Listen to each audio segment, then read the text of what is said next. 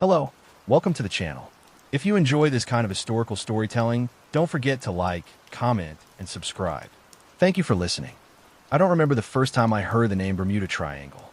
It feels like something that was always there, lurking at the edge of maps and conversations, whispered rather than explained. What I do remember is the first night it truly called to me.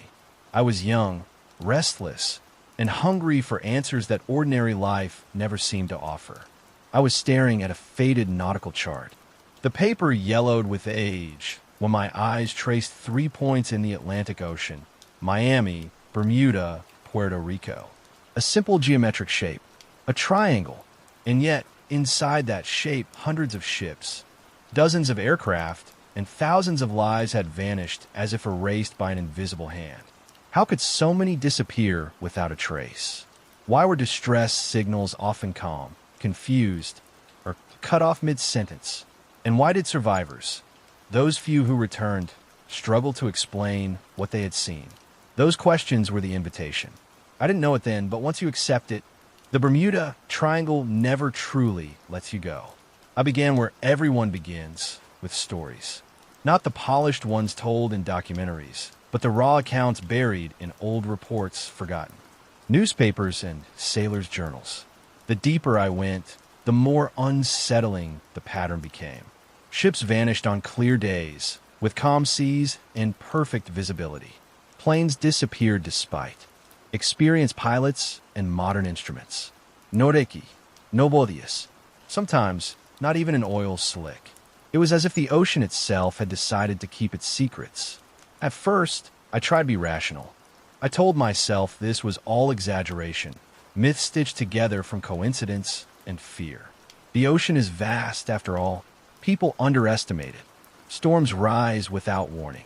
Navigation fizz. Human error explains most tragedies. That's what I told myself, until I noticed something that refused to be explained away so easily. Time. Again and again, time appeared in the accounts like a recurring ghost. Pilots reported flying for hours only to discover that mere minutes had passed. Sailors swore they lost entire days, emerging far from their plotted routes with no memory of how they got there. Clocks desynchronized. Compasses spun or pointed nowhere at all. It wasn't just that people were getting lost. It was as if reality itself bent slightly inside that triangle. I remember reading one pilot's report late at night. My room silent except for the hum of electricity. He described flying through a white haze, thick, luminous, almost alive. His instruments failed. One by one, the horizon vanished. He felt a pressure in his chest. Not fear exactly, but a sense of being watched. When he finally broke free of the fog, the coastline was wrong. The sun's position made no sense. When he landed, ground control told him he was hours late. His own watch said otherwise. I closed the book and laughed. A nervous laugh. Stories, I said out loud. Just stories. But I didn't sleep that night. As days turned into weeks, my research became an obsession. I learned that Christopher Columbus himself may have encountered something strange in these waters. His logs mention erratic compass readings and unexplained lights rising from the sea. Centuries later, the same phenomena would be reported again and again by people who had never read Columbus, who had no reason to invent the same details. The more I read, the clearer it became. The Bermuda Triangle wasn't just one mystery. It was many mysteries overlapping, reinforcing one another, daring anyone to pull them apart. Friends noticed the change in me. I grew quieter, distracted. Conversations felt shallow compared to the enormity of what I was uncovering. When someone asked what I was working on, I hesitated before answering. Saying the name out loud, Bermuda Triangle, felt like tempting fate. Some laughed it off. Others warned me, half joking, half serious, that I was chasing ghosts. Maybe I was. But ghosts leave traces. This phenomenon left holes. One night, I pinned a large map to my wall and marked every disappearance I could verify. Red dots for ships, blue for aircraft. The cluster inside the triangle was undeniable. This wasn't random. The ocean is cruel everywhere, yet this specific region seemed especially hungry. I stood there for a long time, staring at the pattern, feeling an unfamiliar mix of fear and excitement. It felt like standing at the edge of something vast, something that didn't care whether I understood it or not. That was when the idea first crossed my mind. What if I didn't just study it? What if I went there? The thought terrified me, and that terrified me even more. I had never been reckless. I believed in preparation, in evidence, in logic. But logic alone had failed to explain the stories piling up on my desk. If answers existed, they weren't going to reveal themselves from the safety of my room. I told myself I wouldn't rush into it. This would be a long journey, months, maybe years. I would start with history, then science, then first-hand accounts. I would talk to meteorologists, physicists, navigators. I would exhaust every rational explanation before considering anything else. Still, the idea took root, and once it did, everything else began to orbit around it. I learned about the Gulf Stream, a powerful ocean current that could scatter wreckage far from crash sites, making searches nearly impossible. I studied rogue waves, walls of water capable of, creeping and relentless. When the transmission ended, there was no explosion, no final cry, just static. That disturbed me more than any horror story ever could. It was around this time that I came across accounts from survivors, people who had passed through the triangle and lived to tell the tale. Their stories didn't make headlines. They weren't dramatic enough, but they shared an undercurrent of unease that was impossible to fake. Many described a feeling of isolation so intense it bordered on despair. Others spoke of a sudden, overwhelming certainty that they should turn back, even when nothing appeared wrong. One sailor wrote, "It felt like the sea was holding its breath." I couldn't get that sentence out of my head. The invitation was no longer subtle. Every piece of information pointed me toward the same conclusion. The Bermuda Triangle was not just a place where things disappeared. It was a place where certainty broke down, where human confidence, so strong in charts, engines, and equations, simply dissolved. And I realized something else, something deeply unsettling. The most frightening thing about the Bermuda Triangle wasn't the possibility of monsters, aliens, or supernatural forces. It was the possibility that the truth was far more ordinary and far more terrifying. That our understanding of the world was incomplete. That there were forces, natural or otherwise, operating just beyond the edge of our comprehension. Standing in front of my map, surrounded by notes and photographs, I finally admitted what I had been avoiding. I wasn't just researching the Bermuda Triangle anymore. I was preparing to enter it. And whatever waited inside, whether science, myth, or something in between, I knew one thing for certain. Once I crossed that invisible boundary, I would never look at the ocean or reality itself the same way again. That was how it began. Not with a storm, not with a scream, but with a question I could no longer ignore. What really happens inside the Bermuda Triangle? And was I ready to accept the answer, no matter what it was? I crossed the invisible boundary without ceremony. There was no sudden flash, no violent tremor, no sign in the sky to announce that I had entered one of the most infamous regions on Earth. The ocean looked the same. The horizon still curved gently. The wind still carried salt. And yet, the moment our vessel moved deeper into the coordinates marked on every map in red ink, something fundamental changed. Not outside of us, but within. The first thing I noticed was silence. Not the absence of sound, but a silence that felt intentional. The engine hummed, the waves rolled, the wind brushed against the hull. Yet all of it felt distant, as though I were listening through layers of glass. Even the crew spoke less. When they did, their voices sounded restrained, almost hesitant, as if language itself had become fragile here. I had come armed with explanations, magnetic anomalies, human error, weather patterns, statistical exaggeration. I had repeated these ideas so many times that they had become shields. But as the hours passed, those shields began to feel thin. Instruments behaved strangely. The compass needle no longer pointed north with confidence. It drifted, corrected itself, then drifted again. GPS signals flickered, not enough to fail completely, but enough to make us uneasy. Time itself seemed unreliable. According to our logs, the sun should have been higher. According to our watches, evening was approaching. Too quickly. No single device failed outright, but none of them fully agreed with the others. It was as if reality here refused to synchronize. That night, the ocean changed color. Under the moonlight, the water glowed faintly, streaked with pale blue trails that pulsed when disturbed. Bioluminescence, the rational part of my mind insisted. A known phenomenon. Harmless. Beautiful even. Yet I could not shake the feeling that the sea was responding to us. Not passively reflecting light, but actively acknowledging our presence. I leaned over the railing and watched the glow swirl. Beneath the surface, forming patterns that dissolved as quickly as they appeared. For a brief moment, I thought I saw geometry in the light. Angles too sharp, lines too deliberate, but the waves erased them before I could be sure. Sleep came poorly. When I finally closed my eyes, my dreams were not images but sensations. Falling without movement, pressure without weight, a feeling of being, observed from below. I woke before dawn, heart racing, convinced that I had heard something. Not a sound, but a signal like a vibration traveling through bone instead of air. At first light, we found debris. It floated alone, far from any shipping lane. Fragments of wood, corroded metal, a single life buoy with no visible markings. There was no wreckage field, no oil slick, no sign of recent disaster.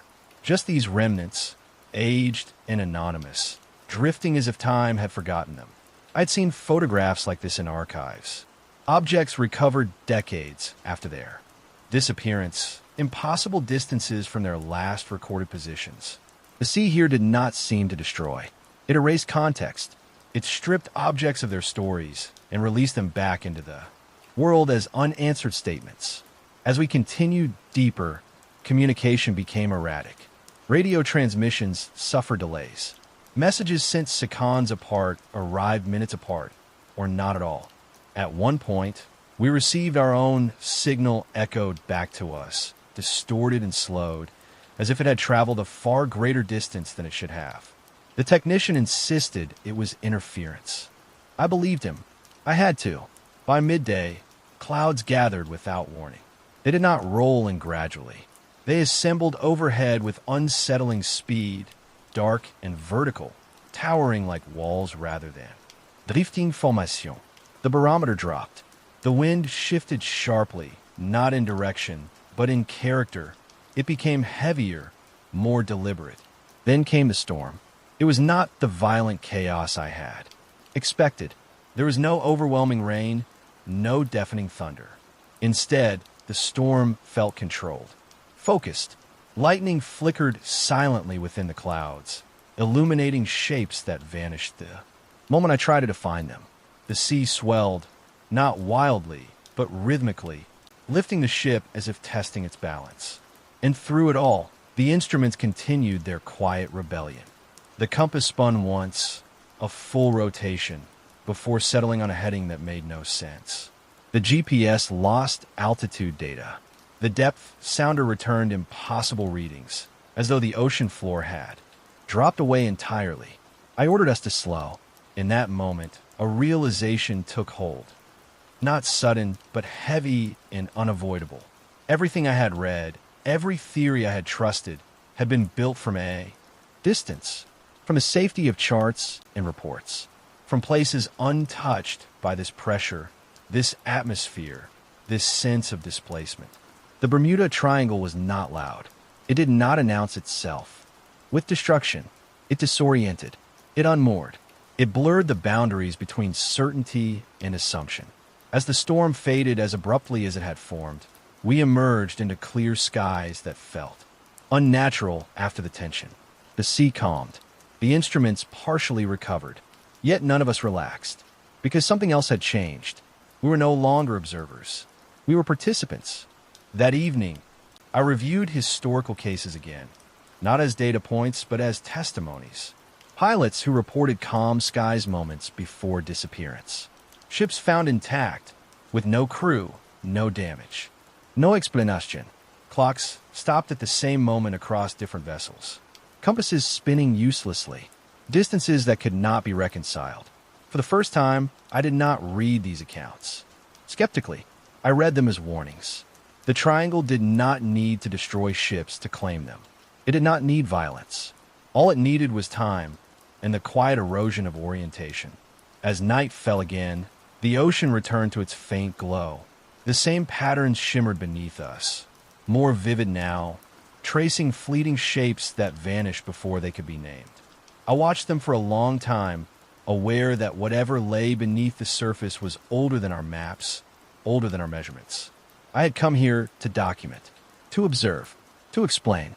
But standing on that deck, suspended between sky and water, surrounded by instruments that could no longer fully agree on where or when we were, I understood a simple truth. The Bermuda Triangle does not reveal itself all at once. It invites you in slowly. It lets you believe you are still in control. And only then does it begin to rewrite your certainty. And this was only the beginning. By the third day inside the triangle, I stopped checking the time. Not because it no longer mattered, but because time had stopped behaving like something I could trust. Watches disagreed with one, another by minutes, then by hours. The sun rose where it shouldn't have, lingered longer than expected, then vanished too quickly behind a horizon that no longer felt fixed. I kept records anyway. Habit dies slowly, but I no longer believed those records described reality. That was when I began to understand why so many pilots and sailors sounded calm in their final transmissions. Confusion dulls fear. We encountered the first aircraft anomaly shortly after midday. A small reconnaissance plane appeared on radar, entering our airspace without identification. It flew at a steady altitude, perfectly level, following a straight line that cut across the triangle as if nothing here could affect it. We attempted contact. No response. The aircraft did not change course. It did not accelerate or decelerate. It simply moved, silent, unwavering, indifferent to us entirely. Through binoculars, I could see no visible markings. No lights. No movement in the cockpit. Then, without warning, it vanished. Not by turning away. Not by descending in a cloud. It simply ceased to exist, as if someone had erased it from the sky. Radar confirmed what our eyes struggled to accept. One moment it was there. The next it was gone. No debris. No signal. No explanation. The crew said nothing. No one needed to. The silence that followed felt heavier than panic ever could. We all knew what we had witnessed, and we all knew that none of our training had prepared us for it. That night, the fog returned. It did not roll in from a distance. It rose from the sea, itself thick and luminous, wrapping the ship in a white void that swallowed sound and distance. The horizon vanished. The stars vanished. Even the water beneath us seemed to dissolve into brightness. Inside the fog, perception broke down. Depth felt meaningless. Direction became suggestion. The engine noise echoed oddly, as if the sound were being reflected back at us from somewhere. Impossibly close. I extended my hand over the railing and felt disoriented, unsure how far the water truly was below me. Voices sounded wrong. When someone spoke nearby, their words seemed delayed, arriving half a second after their lips moved. Sometimes, the delay reversed, sound arriving before motion. I told myself it was stress, fatigue, anything that preserved the illusion of a stable world. But the illusion was failing. We reduced speed to nearly nothing, afraid that movement itself might carry consequences here. The fog pressed in, glowing faintly with the same pale light I had seen beneath the water days earlier. For the first time, the idea crossed my mind that the ocean and sky were no longer separate systems, that they were behaving as one. I remembered the reports. From Flight 19, 5 experienced Navy pilots, clear weather, a routine training mission, then confusion, compasses malfunctioning, voices growing uncertain. Everything looks strange. We don't know which way is west. The final transmission had not been fear. It had been resignation. Inside the fog, I understood them. Fear requires clarity. Confusion erases it. Instruments continued to fail in subtle ways. Altitude readings fluctuated. Distance calculations became inconsistent. The navigation display showed us drifting, then holding position, then moving backward, all within the same minute. None of it made sense, yet nothing triggered a catastrophic alarm. The triangle did not break systems. It corrupted assumptions. Then came the lights. At first, they appeared as reflections, faint glimmers dancing along the fog surface. But reflections require a source, and there was none. The lights moved independently, drifting in slow arcs, occasionally forming loose geometric shapes before dispersing again. Someone whispered that they looked like stars. Another said they resembled city lights seen from high altitude. I said nothing. I watched. One light passed directly beneath the ship, illuminating the hull from below. The water glowed brighter than bioluminescence ever should, revealing no visible source. Only illumination without origin. The depth sounder reported nothing, as if the ocean had no bottom at all. For a moment, brief but unforgettable, the sensation of verticality vanished. Up and down lost meaning. Forward and backward blurred. I felt suspended, weightless, as though the ship itself had become an object floating inside something larger than the sea. Then, just as suddenly as it had begun, the fog thinned. The lights faded. The instruments stabilized. The horizon returned, tentative but intact. The ocean resumed its familiar texture, rippling beneath a sky that once again resembled something I recognized.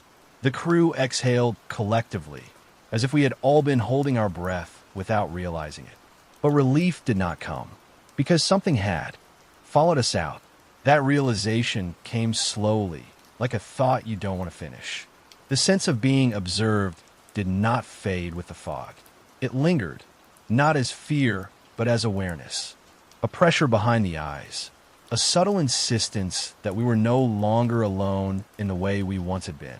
Later, reviewing data logs, I noticed discrepancies that could not be explained by malfunction alone. Timestamps overlapped. Distances contradicted fuel consumption. The ship's recorded path curved in impossible ways, looping back on itself while still progressing forward. If I had seen these logs without context, I would have assumed they were corrupted. But I had been there, and memory confirmed what data could not reconcile. That night, I dreamed again. This time, there was sound. A low, resonant hum, too deep to be heard properly, felt more than perceived. It vibrated through water, through metal, through bone. I stood at the edge of something vast, staring into depth without darkness. There was no sense of threat, only inevitability. When I woke, the hum was gone, but the sensation remained, lingering like an echo in the body. By morning, we discovered something impossible. Another ship. It drifted ahead of us, perfectly intact. No damage, no signs of struggle. Its paint was faded, its name partially obscured, but legible enough to identify. According to maritime records, it had been declared lost over 30 years earlier. We boarded cautiously. There were no bodies, no signs of evacuation, no distress signals recorded in the logbook. Food remained in storage, spoiled by time, but untouched. Personal belongings lay where they had been left. Boots beside bunks, photographs pinned to walls, a cup still resting near the helm. The clock on the bridge had stopped. Every clock aboard had stopped, all at the same moment. I felt a chill that had nothing to do with temperature. This was not destruction. This was abandonment, as if something had removed the crew not violently, but completely, extracting them from the equation without disturbing the variables around them. We did not stay long. No one wanted to. As we pulled away, I looked back at the silent ship drifting aimlessly inside the triangle, preserved like an artifact suspended in time.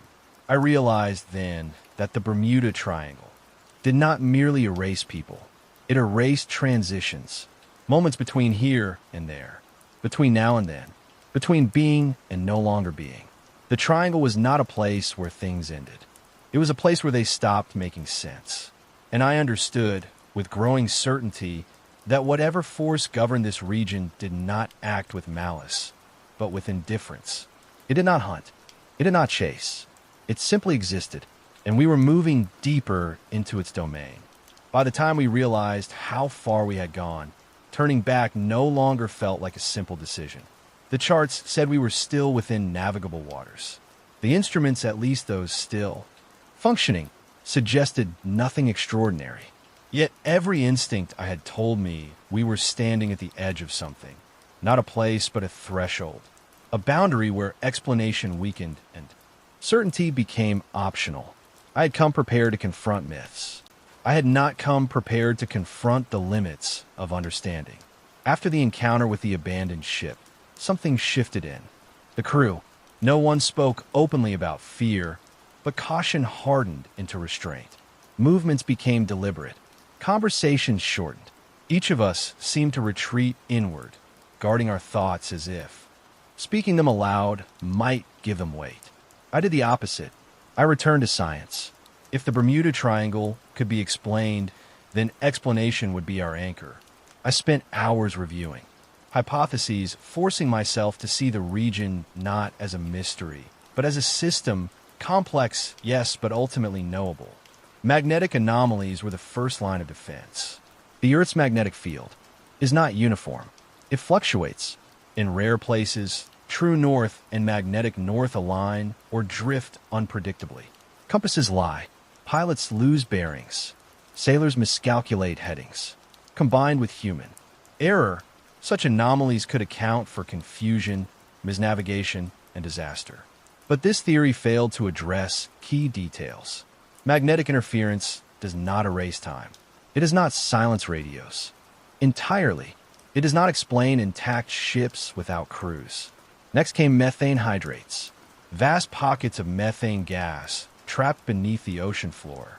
If released suddenly, they could reduce water density, causing ships to sink rapidly without warning. A plausible explanation, supported by laboratory models, even capable of explaining the lack of wreckage. But methane does not affect aircraft. It does not distort perception.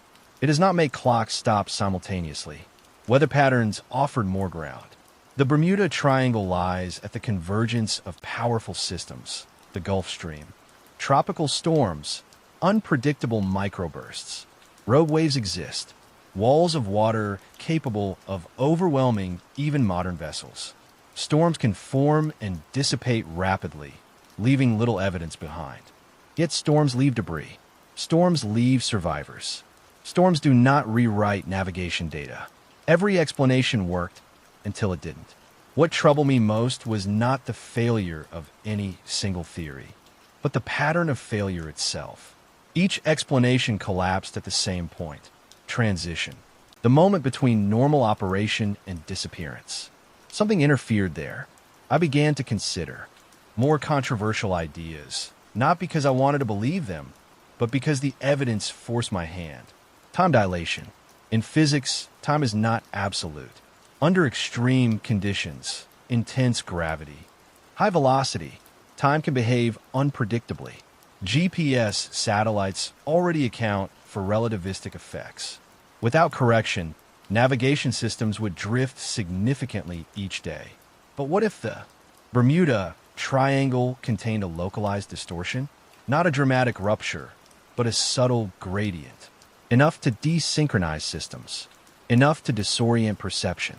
Enough to make moments slip sideways. This idea unsettled me more than any supernatural theory ever could.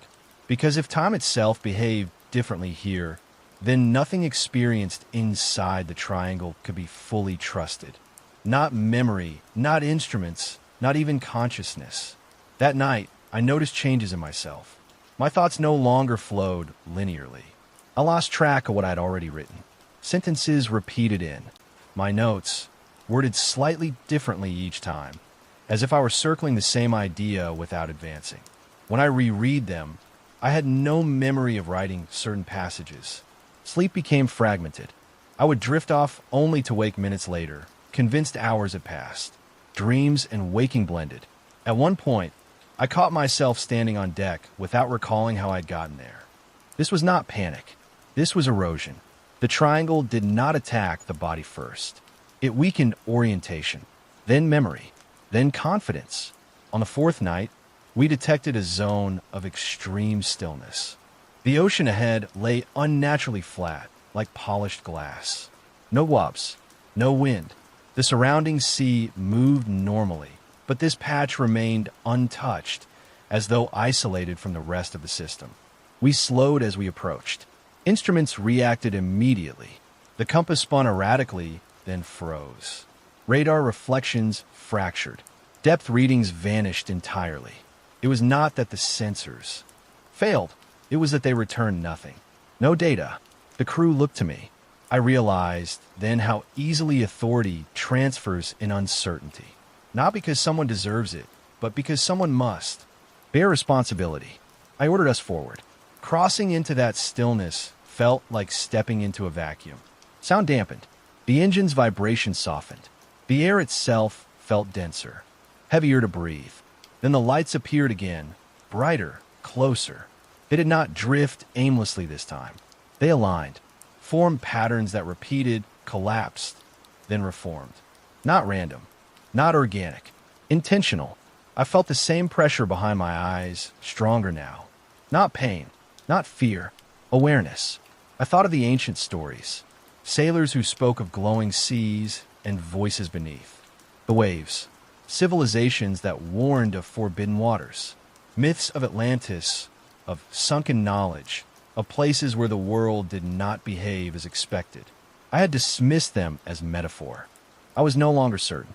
A sound vibrated through the hull, low, resonant, rhythmic. Not an impact, not mechanical failure, more like resonance, as if the ship itself were responding to something. External. The crew froze. For a brief moment, I understood how entire crews could vanish without struggle. How resistance becomes meaningless when comprehension fails. Then something worse happened. The logs updated themselves. Timestamps changed. Coordinates rewrote. Entries we had not made appeared in the system. Partial sentences, incomplete data, fragments of measurements that contradicted one another. This was no longer malfunction. This was intrusion. I ordered all systems shut down. Engines idle. Radios silent. Lights dimmed. The ship drifted. In the absence of noise, the hum returned, faint but unmistakable. It seemed to come from everywhere at once. The water, the air, inside my own skull. I felt the urge to let go. Not consciously, not emotionally, just a quiet impulse to stop resisting interpretation, to allow whatever system governed this place to operate without interference. That terrified me, because it felt reasonable. I realized then that the Bermuda Triangle did not need to trap people physically. It offered something more dangerous, surrender. The temptation to accept disorientation as normal, to stop demanding meaning. We remained in that zone for an unknown length of time.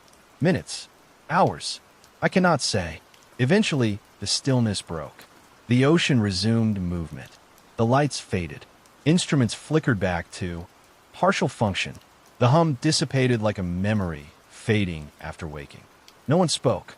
We did not celebrate survival. We did not confirm readings. We simply turned away. Leaving felt like retreating from an argument we could not win. As distance increased, systems stabilized. Time realigned. The sky reclaimed its familiar patterns. Yet the damage remained, not physical, but cognitive. I reviewed everything again, science, data, theory, and reached a conclusion I had resisted from the beginning. The Bermuda Triangle is not a single phenomenon. It is a convergence of geology, of magnetism, of oceanography, of atmospheric physics, of human perception, and perhaps something else, something emergent, not supernatural in the traditional sense, but not fully natural either. A system complex enough to behave unpredictably, to produce effects that appear intentional without possessing intent. A place where the world reminds us that understanding is conditional. That knowledge has boundaries, and that beyond those boundaries, explanation dissolves. We were leaving the triangle behind. But it was already clear to me that whatever I had encountered there would not remain contained within coordinates on a map, because the most dangerous thing the Bermuda Triangle takes from you is not your life. It is your certainty. And I knew, with quiet dread, that Part 5 would not be about escape. It would be about what followed me home. Leaving the Bermuda Triangle did not feel like escape. There was no moment of triumph. No clear line crossed where the world suddenly returned to normal. The sea did not change color. The sky did not brighten in celebration. The instruments stabilized gradually, almost reluctantly, as if reality itself needed time to remember how it was supposed to behave. What unsettled me most was how easily everything appeared to resume its familiar order. Coordinates aligned. Compasses pointed north again.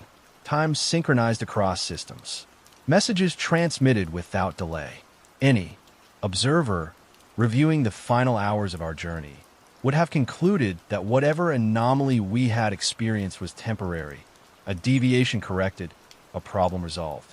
But resolution is not the same as closure, because while the world outside the ship returned to its old rules, something inside me did not. In the days that followed, we moved farther from the triangle, yet I found myself constantly checking instruments that no longer required scrutiny.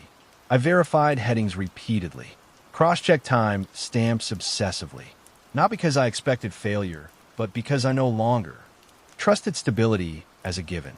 Certainty had become conditional. When we docked and the crew dispersed, relief spread quickly among them. Laughter returned. Conversations filled with plans, families, routines waiting back home. They wanted to put distance, psychological as much as physical, between themselves and what we had encountered. I understood that instinct. I did not share it. Back on land, I began the work of documentation. Reports, logs, data summaries, the kind of material that transforms experience into evidence. Yet the more I organized the information, the clearer the problem became. The data did not agree with itself. Time gaps remained. Coordinates overlapped. Instrument readings contradicted eyewitness accounts, including my own. In several instances, sensor data suggested we had occupied the same position twice at different times, or different positions at the same time. I flagged these inconsistencies, annotated them carefully, and forwarded everything through the appropriate channels. The response was polite, professional, predictable: equipment malfunction, environmental interference, human error under stress. The language was familiar, reassuring, designed not to explain the unknown, but to contain it. No one accused me of fabrication. No one dismissed the report outright. They simply filed it under categories that already existed, where anomalies go to be neutralized by terminology. I realized then that the most effective way to erase a mystery is not to deny it, but to explain it prematurely.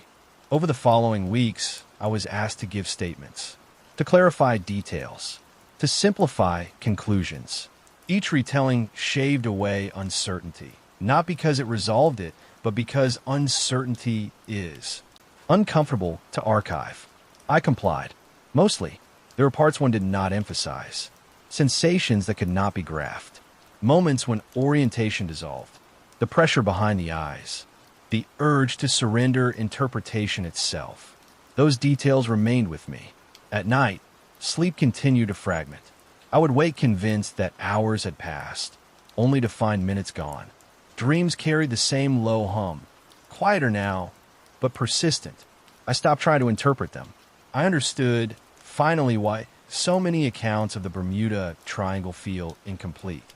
It is not because witnesses lack information. It is because language fails. How do you describe a place where transition breaks down? Where movement does not lead cleanly from one state to another?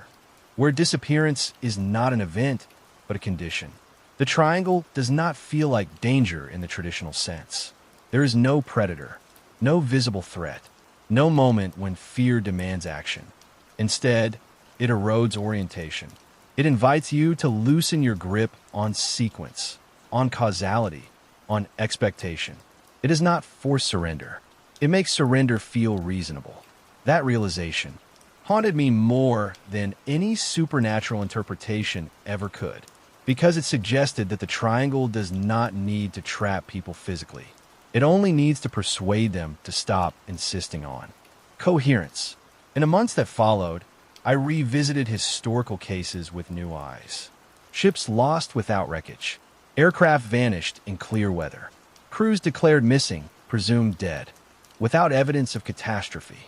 I no longer searched for a single explanation. I searched for patterns of vulnerability. Again and again, I found the same elements. Reliable systems placed in unreliable contexts. Human confidence confronting environmental complexity. Moments where normal rules cease to apply. Not violently, but quietly. The triangle does not announce itself. It allows you to believe you're still operating under familiar assumptions, long after those assumptions have stopped being valid. I thought often of the abandoned ship we encountered, preserved, intact, emptied of human presence without disturbance. A vessel paused mid-narrative, its story interrupted without conclusion. That image became a metaphor I could not shake. The Bermuda Triangle is not where stories end, it is where they lose their middle, where beginnings no longer lead predictably to outcomes, where continuity dissolves. I was asked, eventually, whether I believed the triangle was dangerous. I answered honestly, not in the way people expect. It is not dangerous because it destroys. It is dangerous because it destabilizes. It reminds us that our systems, technological, cognitive, cultural, are scaffolding built atop complexity we only partially understand. Most of the time, that scaffolding holds. Sometimes it doesn't. And when it fails, the failure does not always look like collapse. Sometimes it looks like absence, like silence, like unanswered coordinates drifting quietly on the surface of the sea. I stopped speaking publicly about the experience after a while, not because I feared ridicule, but because I recognized a pattern. People wanted conclusions. They wanted me to say it was magnetism, or weather, or human error, or something unknowable but safely distant. What they did not want was uncertainty that lingered. I understood that too. Uncertainty is inconvenient. It demands humility. It resists narrative, closure. It refuses to be archived neatly. The Bermuda Triangle remains active. Ships pass through it daily. Aircraft cross its skies without incident. Most journeys end exactly as expected. And yet, every so often, something slips. A signal vanishes. A vessel fails to arrive. A flight never completes its arc. And the world moves on. I think that is the Triangle's true legacy. Not mystery, but reminder that the map is not the territory. That explanation is not the same as understanding. That some regions of reality remain indifferent to our need for clarity. When I look at charts now, I no longer see the triangle as a warning zone. I see it as a margin, a place where certainty thins, where the world gently, persistently reminds us that knowledge has edges, and that beyond those edges, the universe does not become hostile. It simply becomes quiet. That is what the Bermuda Triangle left me with. Not fear, not belief, but awareness. And once you have felt that awareness, once, you have stood in a place where orientation falters and meaning loosens. You do not return unchanged. You only learn to live with the echo.